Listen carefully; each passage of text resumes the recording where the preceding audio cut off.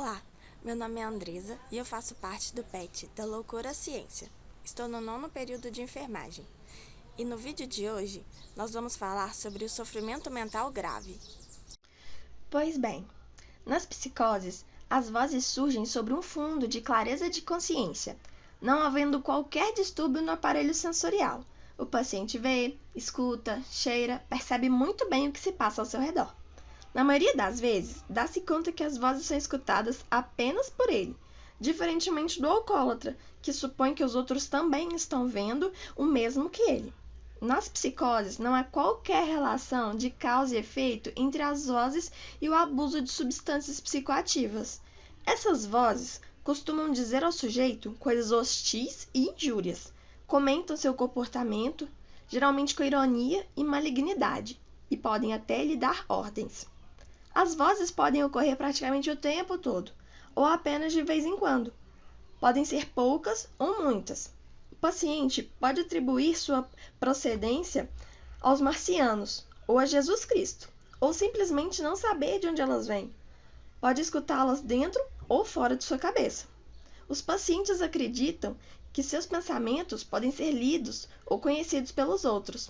Queixam-se de ter pensamentos feitos. Existem outros sintomas psicóticos importantes. Eles estão divididos em 2 grupos, sendo eles as alterações graves dos sentimentos vitais e os sintomas negativos. Vou começar agora falando sobre as alterações graves dos sentimentos vitais. Nas psicoses, costuma haver uma alteração patológica ao nível dos sentimentos vitais. Dito de outra forma, a sensação que se tem da própria vitalidade e corporalidade encontra-se profundamente alterada. Agora eu vou falar um pouco sobre esses sentimentos vitais, começando pela tristeza vital. Trata-se de um vazio de sentimentos, inércia, apatia, lentificação psicomotora, profundo desinteresse por si mesmo e pelos outros. Estes são um cortejo de sintomas que derivam da tristeza vital, enquanto o sintoma nuclear do episódio depressivo grave. Também existe a exaltação vital. É a manifestação oposta à tristeza vital, que ocorre na mania. Não se trata propriamente de alegria. O sujeito é tomado por uma animação extraordinária, que o faz achar que pode tudo. Acelera seu ritmo vital, sua fala, seu andar e seus apetites. Temos também a inquietude ou agitação psicomotora. É outro sintoma que não é específico das psicoses. O paciente anda de um lado para o outro, mexe nas coisas, anda pelas ruas, não para quieto, nem consegue se tranquilizar. Temos também a desvitalização. Trata-se de uma perda significativa de energia e vitalidade. Embora também não seja específico das psicoses, nela surge geralmente como um sintoma crônico, que se manifesta em diferentes quadros. Já os sintomas negativos, característicos da esquizofrenia, estão relacionados a uma forma de esvaziamento psíquico encontrado nesta psicose. Tal esvaziamento não se confunde com prejuízo primário da demência, mas representa uma grande dificuldade para que o paciente reorganize sua vida e retome seus laços sociais. Os sintomas negativos mais frequentes surgem representando a dificuldade em enfrentar a devastação psíquica provocada pelas vozes e vivências de influência. Outros sintomas negativos importantes são aqueles que evidenciam uma desagregação do pensamento. O paciente não fala coisa com coisa. Num período de crise, em que as vozes e outros fenômenos elementares são muito intensos, o curso do pensamento do paciente se perturba, levando a dizer coisas que não parecem ter sentido. Eu vou falar agora sobre as principais formas clínicas das psicoses.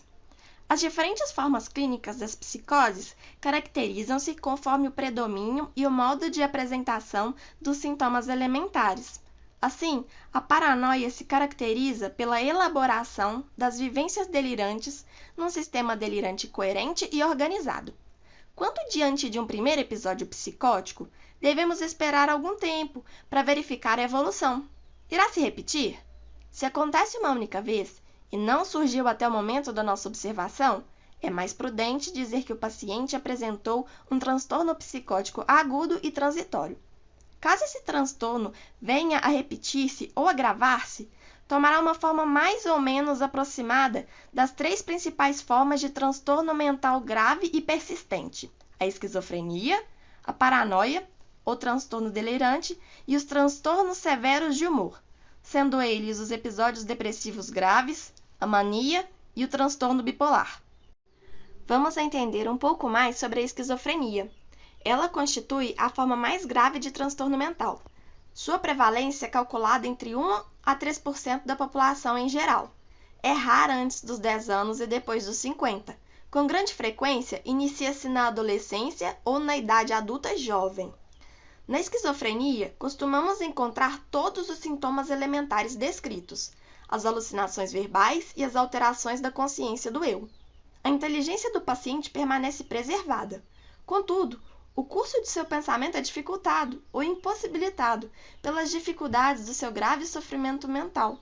Ocorre na esquizofrenia, além dos delírios e das alucinações, os sintomas negativos: o empobrecimento da afetividade e da linguagem, um esvaziamento e uma desorganização da vida. Tudo isso dificultando o estabelecimento de laços sociais. Quanto maior a proporção de sintomas graves, mais grave é a esquizofrenia. Existem diferentes tipos de esquizofrenia, e é sobre ela que nós vamos falar agora. Começando pela esquizofrenia paranoide. Ela caracteriza-se pelo predomínio dos sintomas positivos. Os pacientes costumam procurar e apresentar explicações, mesmo que fragmentadas, para as vozes e pensamentos impostos. Esses pacientes, quando recebem os cuidados adequados, têm maior facilidade de recuperar-se entre uma crise e outra, assim como de preservar sua personalidade e vida social. Existe também a esquizofrenia hebefrênica. Isso mesmo, palavra difícil, hein? Ela é mais grave, de início mais precoce, apresenta proporção bem maior de sintomas negativos. São comuns os risos imotivados, o comportamento estereotipado, o descuido da higiene e da aparência social. Tem também a esquizofrenia residual. São chamadas assim as esquizofrenias com forte predomínio de sintomas negativos. É fundamental lembrar que em um tratamento voltado para a reconstrução dos laços afetivos e sociais do paciente, evita esse quadro, ao passo que as medidas de isolamento institucional e ou medicação excessiva favorecem sua instalação. Vamos continuar agora falando sobre a paranoia, ou transtorno delirante persistente. O sintoma-chave do transtorno delirante é o próprio delírio, não ocorrendo alucinações preeminentes ou constantes. O conteúdo desse delírio seria plausível, por exemplo, ser um perseguido político ou ser traído pelo cônjuge, diferentemente do conteúdo fantástico dos delírios esquizofrênicos, por exemplo, estar em contato com habitantes de outras galáxias. Trata-se de um delírio sistematizado, bem organizado, que explica de maneira mais racional possível a situação em que o paciente acredita encontrar-se, perseguido ou prejudicado. Chegou a hora de falar sobre os transtornos severos de humor. Neles estão englobados o episódio depressivo grave, a mania e o transtorno bipolar. Mania e depressão são as duas faces de uma mesma moeda, de tal forma que o mesmo paciente pode apresentar crises, ora de baixa, ora de elevação do humor. Os tratamentos severos do humor constituem a alteração nuclear, podendo ou não acompanhar-se de delírios e alucinações, e de alterações da consciência do eu. Os transtornos de humor têm uma característica evolutiva importante. Evoluem por fases, cujos intervalos o paciente recupera toda a integridade psíquica anterior ao seu adoecimento. Um paciente com transtorno de humor pode apresentar apenas fases depressivas, assim como ocorre na mania, e pode ainda apresentar alterações entre episódios maníacos e depressivos, o transtorno bipolar. Este apresenta alterações entre crises de mania e crises depressivas, geralmente com intervalos de recuperação da integridade psíquica entre eles. Chegou a hora de adentrar um pouco mais sobre as neuroses. A distinção entre neuroses e psicoses corresponde aos processos psíquicos e desenvolvimentos anormais das personalidades. Podemos dizer que os sintomas e as vivências neuróticas são psicologicamente compreensíveis. As principais formas de neuroses estudadas por Freud são as neuroses de ansiedade, neurose histérica e neurose obsessiva. Em cada uma delas, pode ocorrer também a presença de sintomas depressivos. Quando estes sintomas são predominantes, fala-se de uma neurose depressiva. Neurose de ansiedade está relacionada a transtornos fóbicos ansiosos e outros transtornos ansiosos. É importante assinalar que a ansiedade, em maior ou menor grau, costuma estar presente em todas as formas de neurose. Nesses casos, encontra-se em primeiro plano, sendo por vezes o único sintoma. Tendo um parentesco com o medo, a ansiedade é uma espécie de medo sem objeto definido. Uma inquietação interna desagradável, uma apreensão negativa em relação ao futuro. A ansiedade pode surgir de forma episódica e intensa, como no chamado transtorno de pânico. Durante um curto período de tempo, 10 minutos, por exemplo, o paciente apresenta sintomas intensos, vívidos principalmente no plano corporal, como palpitações, sudorese, dor torácica, vertigens, acompanhados muitas vezes de medo de morrer. Isso nos leva Vou reiniciar a frase. Isso nos leva aos transtornos fóbicos, que são uma forma especial de manifestação da ansiedade. Aqui, esta manifestação está ligada a circunstâncias ou objetos que não são ameaçadores para a maioria das pessoas.